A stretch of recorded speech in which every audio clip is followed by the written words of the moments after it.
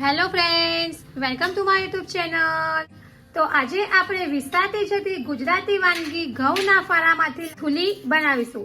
આ જે થૂલી છે તે ખાવામાં તો ખૂબ જ ટેસ્ટી છે, સાથે સાથે ખૂબ જ હેલ્ધી એવી પણ છે, જે નાનાથી મોટા બધા જ ખાઈ શકે છે.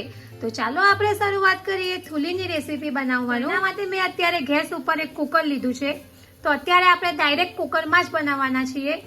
તો એના માટે મેં ગેસ ઉપર એક કુકર લીધું છે. ત્યાર પછી આપણે તેમાં 1 ચમચી ઓઇલ એડ કરીશું.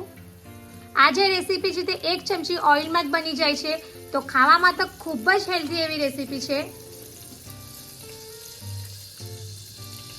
ત્યાર પછી આપણે 1 ચમચી જીરું એડ કરીશું.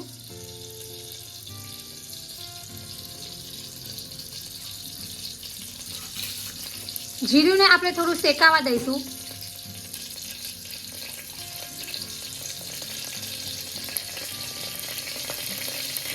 ત્યાર પછી અહીંયા મેં ઓનિયન લીધો છે, જેને ઝીણો સમારી લીધો છે, અને ઓનિયનને આપણે 1 થી 2 મિનિટ માટે થોડો શેકી લઈશું, જેથી ઓનિયન છે તે કાચો ન રહી જાય.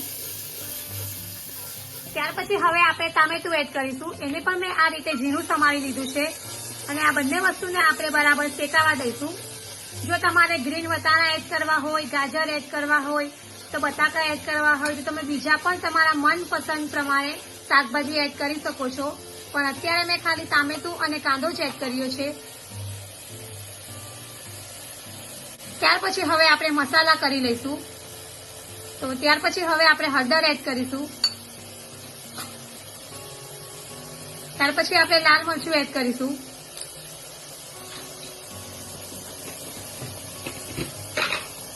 ત્યાર પછી આપણે ધાણા જીરું પાવડર એડ કરીશું.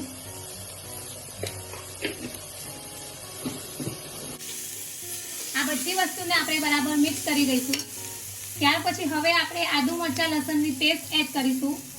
જો તમને લસણનો ટેસ્ટ ફાવતો હોય તો તમે એડ કરી શકો છો, બાકી તમારે સ્કીપ કરવાનું રહેશે.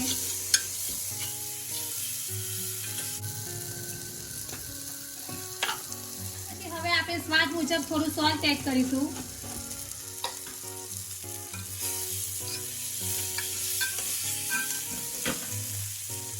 અને હવે આપણે ઉકળતું ગરમ પાણી એડ કરીશું.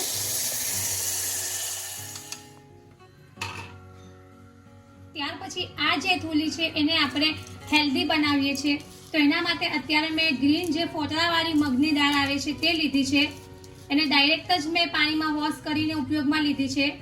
તમે એની જગ્યાએ યલો જે મગની દાળ આવે છે તે પણ યુઝમાં લઈ શકો છો, પરંતુ આ જે ફોતળાવાળી ગ્રીન દાળ છે તે હેલ્ધી વધારે હોય છે, તો અત્યારે મેં એ યુઝ કરી છે.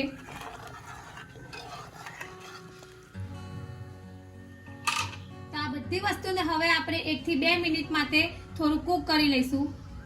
ત્યાર પછી હવે મેં અડધી વાડકી લાપસી લીધી છે, જેને આપણે ઘઉંના ફારા પર કહી શકીએ છીએ, જે તમને કોઈ પણ અનાજ કરિયાણાની દુકાનમાં આસાનીથી મળી જશે.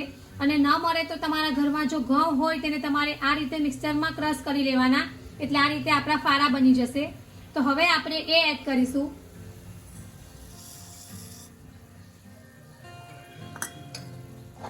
અને હવે આ રીતે આપણે બધું જ બરાબર મિક્સ કરી લઈશું.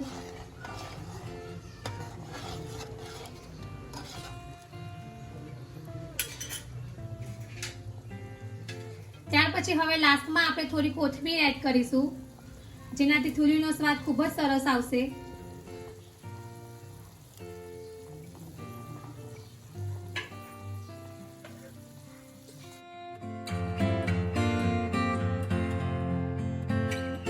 તો તમે જોઈ શકો છો કે 4 થી 5 વિસલ વાગી ગઈ છે, અને આપણી જે થૂલી છે તે રેડી છે. તો હવે આપણે તેને એક સર્વિંગ પ્લેટમાં સર્વ કરીશું.